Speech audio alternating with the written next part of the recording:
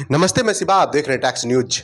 बड़ी खबर बिहार से निकल कर आ रही है। बिहार में इस साल चुनाव है और विधान लोकसभा के नेता प्रतिपक्ष राहुल गांधी आज बिहार पहुंच चुके हैं। पलायन रोको और नौकरी दो के पदयात्रा में वो शामिल होंगे। साथ ही साथ युवाओं का उत्साहवर्धन करेंगे, जो कन्हैया कुमार के साथ में लीड कर रहे हैं बिहार में पलायन रोको नौकरी दो। और जो युवा अब आर्मी में जाने से बच रहे हैं, उनको परमानेंट करने की बात कर रहे हैं। जो ये 4 साल वाली बातें हैं, उनको पक्का फिर से पुरानी वाली नियम लागू करने की वादा किया जा रहा है।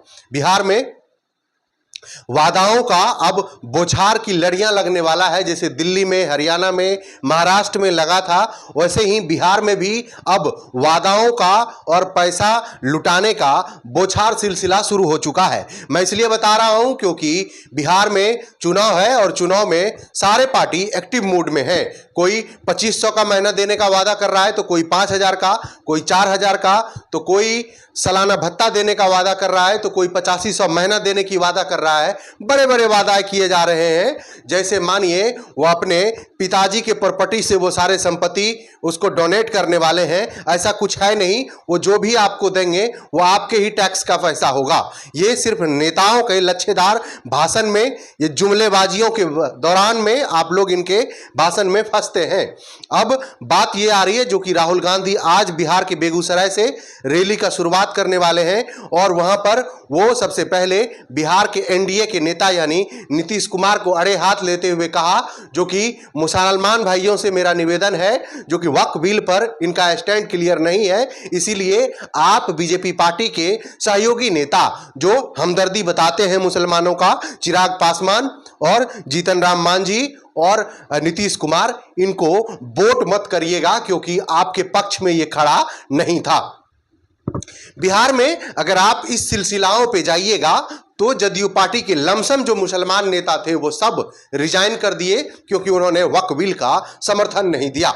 लेकिन आरजेडी पार्टी के बहुत सारे नेता, मैं आरजेडी पार्टी का इसलिए जिक्र कर रहा हूं क्योंकि वो भी कांग्रेस के समर्थन में चुनाव लड़ रही है बिहार में, यानी इंडिया गठबंधन के वो भी अलायंस पार्टी हैं।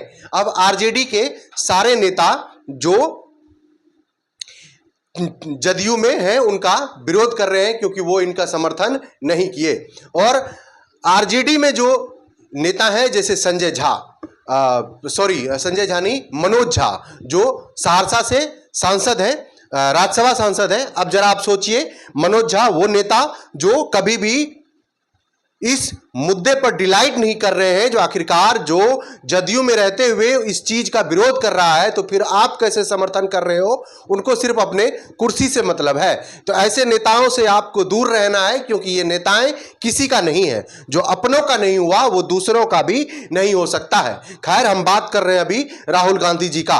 राहुल गांधी वो नेता जो देश में अभी विपक्ष की आवाज को प्रमुखता से उठाते हैं और बीजेपी को घेरने में कोई कसर नहीं छोड़ते हैं। हाँ, उन्होंने एक काम जरूर किया, जो कि वक्त के वोटिंग के कारण टी शर्ट और पेंट और चप्पल में संसद पहुंच गए, जहां पर भारी हंगामा हो गया और लोकसभा के जो अध्यक्ष हैं उन्होंने फटकार लगाते हुए कहा, जो कि आगे से ऐसा नहीं होना चाहिए। खैर, हम लोग अभी बिहार की बात कर रहे हैं और बिहार में पप्पू यादव भी अब कांग्रेस के नेता हैं। तो क्या पप्पू गांधी